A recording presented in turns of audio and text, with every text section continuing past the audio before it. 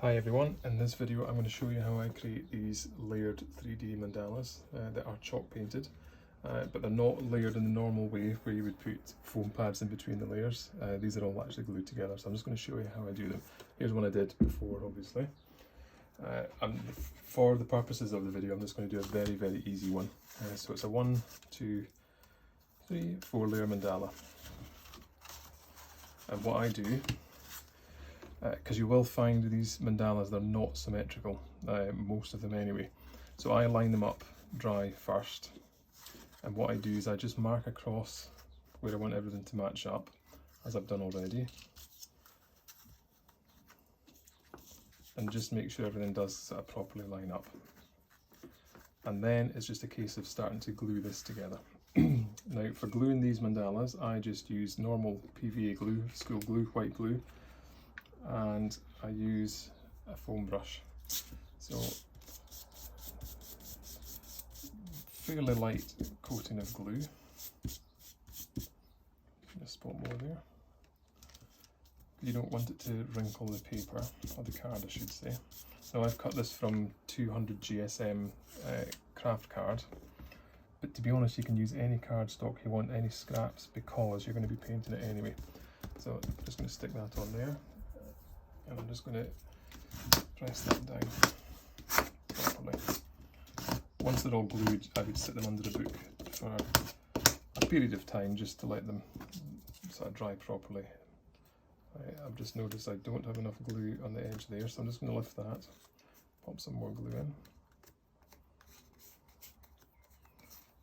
Perfect. So the next layer, and what I find it's far easier to glue the bottom layer rather than trying to glue the next layer on, because that way that stays firm and you just glue it onto that. So, and because you're painting it, it doesn't matter about the glue, so just go over that. You won't even know that it's been glued, smattered all over it once it's all painted. That's enough glue on there, I think. I'm going to just line that up. Hopefully you can see what I'm doing. Obviously this is a smaller one, it's a lot easier to line up. And with the PVA glue it is possible to move them slightly as well. Make sure that's pressed down properly. Just lift it off the card there so it doesn't stick. And then we're going to do the top layer. Again, just light covering of glue. Just make sure you don't get too much glue in all the sort of indents. You can see it's starting to curl now, so I'm going to be quite quick here. Normally I would let these dry between layers, but just for the purposes of the video, so I can get this done, I'm just going to go for it. So now that that's all glued there like that, I'm just going to sit that under the book to let it dry. And then what I'm going to do, if I turn this over, the frame I'm using is just a plain wooden frame, which looks like this. But I've painted it dark grey graphite, so it's Rust-Oleum graphite chalk paint. That's going to get distressed as well, and that's the colour scheme I'm going to use, but I'll explain that later on when it comes to painting. So this is the backing of the frame, which will go in there. So I've taken all the glass out and obviously the insert. So on the backing, what you want to do is take a sheet of card, the same size as the backing board, and we're just going to glue that onto there, because this will get painted as well. I think it just gives a better finish. But for this one, I'm going to use Scotch glue sticks, permanent glue sticks, rather than the PVA, because you don't want this one lifting at all. So just right around the edges. The edges are the most important bit here.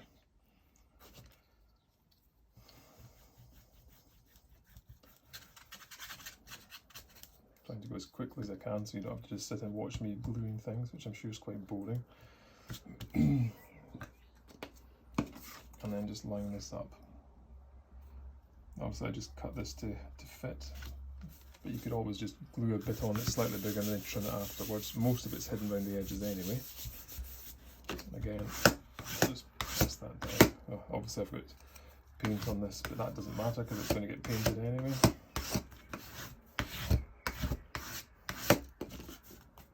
And that's the backing done there. Just wipe off the excess glue. And again, I'll sit that under a book for a short time, normally about an hour or something like that, just to let it dry properly. So I'm going to pause the video just now and I'll come back seamlessly just shortly.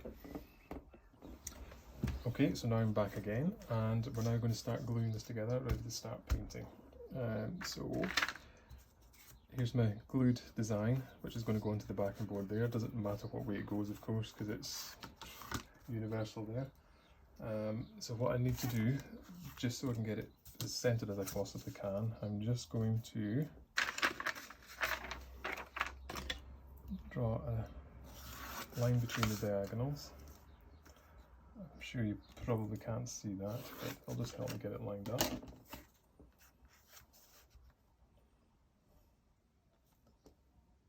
And I'm just going to line that up there.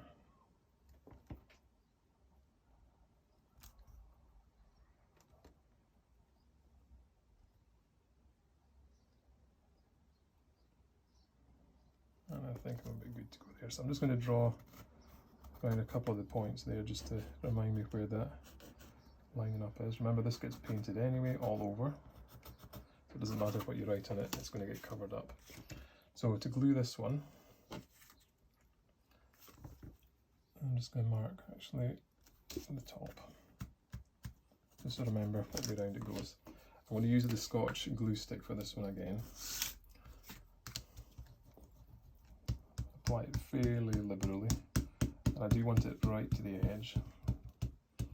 But if you go from the inside to the out, it'll stop the glue sort of sticking to the edge and making a mess. One thing I find with the Scotch glue sticks, if you are using them, is that the chalk paint reacts with it, which is quite annoying. You've kind of got to be careful. But, I like this stuff because it's permanent. I mean, I've got stuff that I've used this glue that's years and years old and it's still held, which is great. Okay, so I'm now ready to stick this on. I'll just get my line, match everything up again.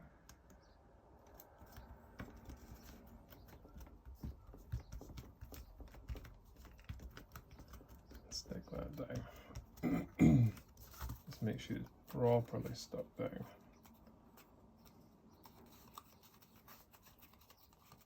So I'm just going to sit that underneath something just for 5 minutes or so,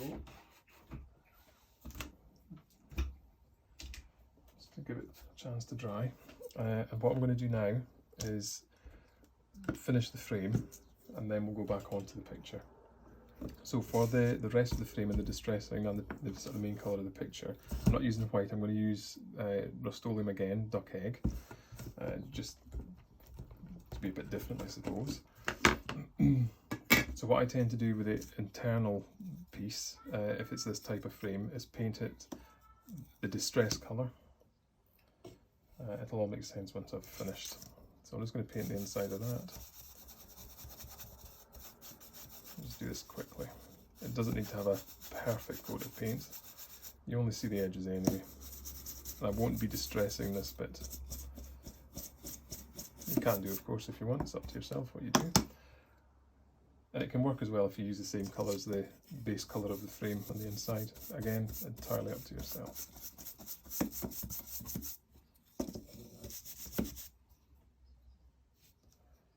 I'll just do this as quickly as I can. I hope you can see what I'm doing. But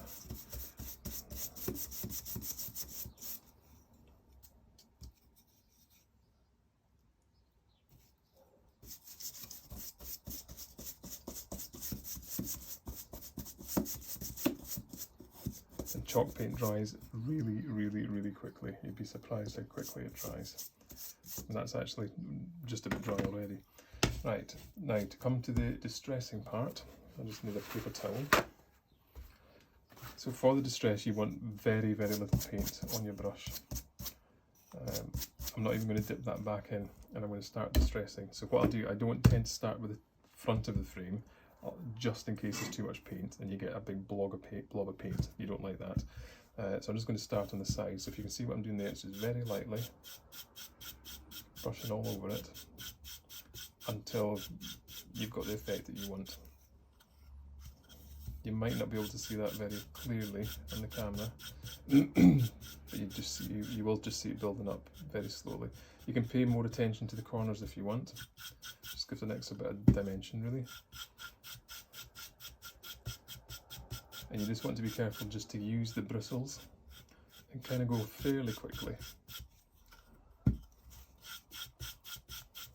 I've accidentally got a bit of extra paint on there, but it's fine because it's distressed anyway. I'm just giving an extra bit of attention to the corners there and the edges. And then it comes to the front, and again just do the same. I must have painted my fingers because I've got it all over the frame. And you just go over the frame until, like I say, you've got the effect that you want. If you do get a bit of paint like that you don't want, you can just paint over it again with a grey. But I'm probably just going to leave it because it is a distress coat anyway.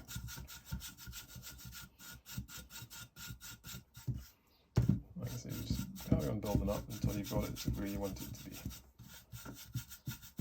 Put as much on as you want, as little on as you want, or none at all actually. But I just find this gives it a bit more depth. And what I'm going to do, because that bit is going to annoy me, I'm just going to scrape some of that off.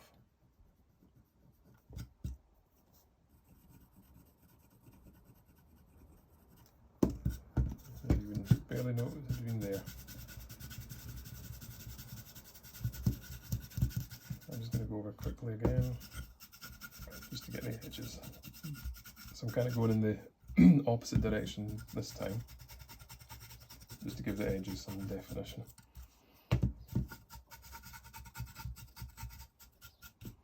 Okay, and then it comes to, I want to grab it out of here again,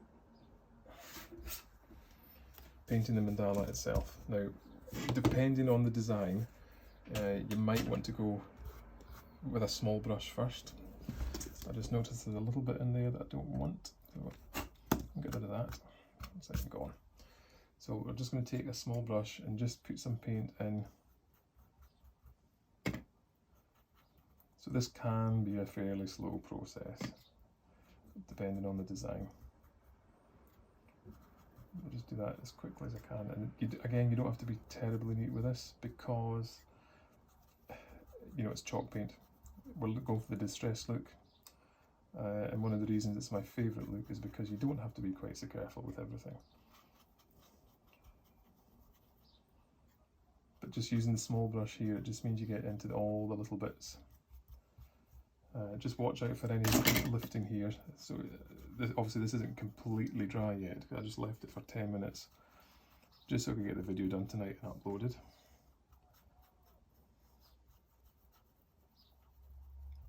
So just quickly as I can. But hopefully you can see already that the design is kind of taking shape. You can kind of see the shadows and the different layers.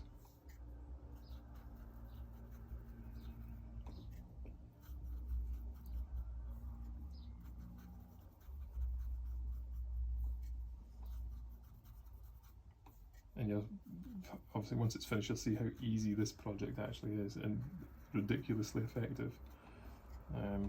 And people will say, how on earth do you do that? I mean, I love all these mandalas. I love the layered mandalas, you know, with the foaming pads in between the layers. I mean, I really love that. This is just a different take on it. But I like to not follow what everyone else does. So now that that's done, what I'm now going to do is get my chalk paint brush. Just make sure it's right dry. And we're just going to take a bit of chalk paint on the brush, not too much, just that. And I'm just going to go over the design now.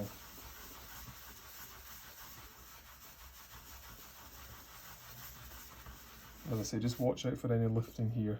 If any bits of the card do lift, you can just push it back down and hold it. It may be something's necessary just to put an extra bit of glue underneath any bit that's lifted. Like I say, if you leave it to dry long enough, then it should be absolutely fine.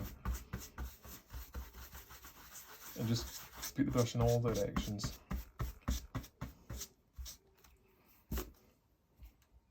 And don't put the sort of paint on too thickly, because then you will get lifting. The thinner you do it, the better. You're better to do 2 thin coats than to do 1 thick coat.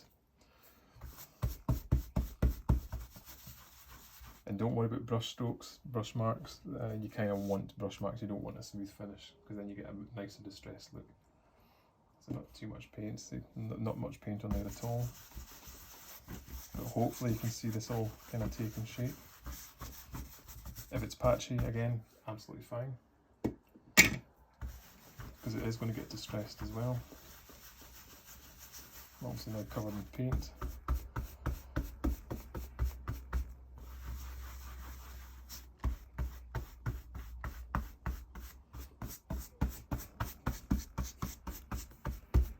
So now that that's done there, what I'm going to do is set my brush down there. I'm just going to take my small brush again, and I'm just going to go around the edges. I don't know if you can see that, but you can see some of the edges don't have paint on them. The small brush will catch all that. Just any bits that I've missed. And you don't need to use a specific chalk paint brush. I mean, any old brush will do. For the distressing, you're better with a soft bristle brush, I should say. I think you get a better distress look. And the way I do my distressing, I'm quite sure is not the way that most people would do it, but it's the effect that I like. It works for what I do.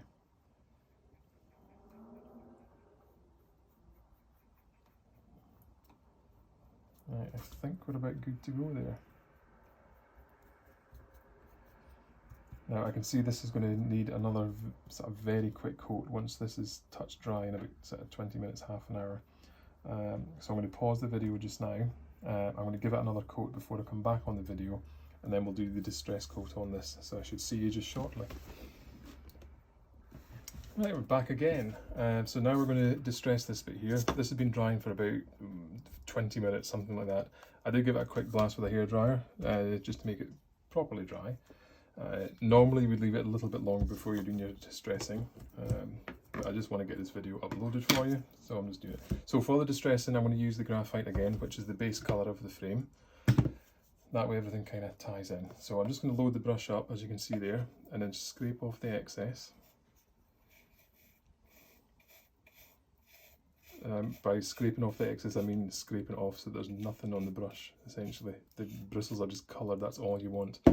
And on top of that, you just want to dab it onto a paper towel so there's next to nothing left. You want very little on the brush at all. And just to see how it's going to look, just get a scrap of paper, and brush it over, and you'll see it's very little coming off. That's what you want. And then you just start brushing over it, very lightly.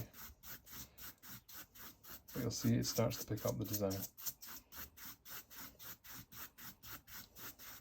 And by default, the design will pick up more of the darker colour. And obviously this works light on dark, dark on light. What I will say is it obviously works better with contrasting colours. And just go around the edges as well. Just do as much as you want to do until you're happy with the finish. As you can see, if you can see it in the video, you'll see the brush strokes pick up the distress as well. That's kind of what you want. So you don't want a perfectly smooth finish at all. I'm just going to give a bit more attention to the centre there. It's in a different direction now, pick up all the rest. So the trick is to kind of go in all directions, like I say, just until you're happy. I like to pay a bit more attention to the sort of corners as well, just make them a bit darker. You can also dab the brush on as well if you want. If you want to get that extra.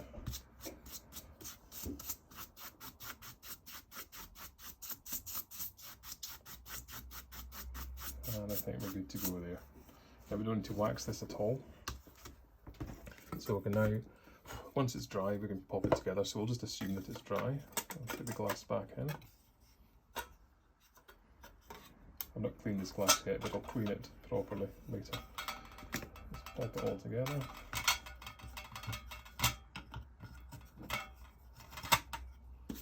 And set the picture in.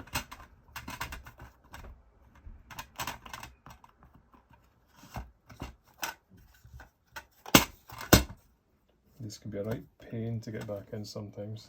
They're not perfectly square, which is annoying. Move the bits out of the way. I'll get there yet. Push that in there. I won't set these over because I'm going to take it apart again to glue it. And that's it. Done. If you can see that there. Simple, effective, fairly quick to do, apart from the drying time. It kind of just works. With this sort of design, a plain one, I would maybe do 4 and set them, sort of 4 of them, or maybe 3 in a row, something like that. And these simple flower mandalas came off design bundles. I think it was actually a free bundle, if I remember rightly. It's not often I pay for something, so yeah, if you check that out and they're still free, grab them now while you can. But yeah, designbundles.net. designandbundles.net, you'll find them there, along with other mandalas, 3D mandalas. But any 3D mandala will work with this, or any 3D picture actually, like the shadow box frames that you see, will all work with this. Sometimes you might want to cut 2 of each layer just to give that extra bit of depth. But like I say, trial and error sometimes. But yeah, have fun, enjoy.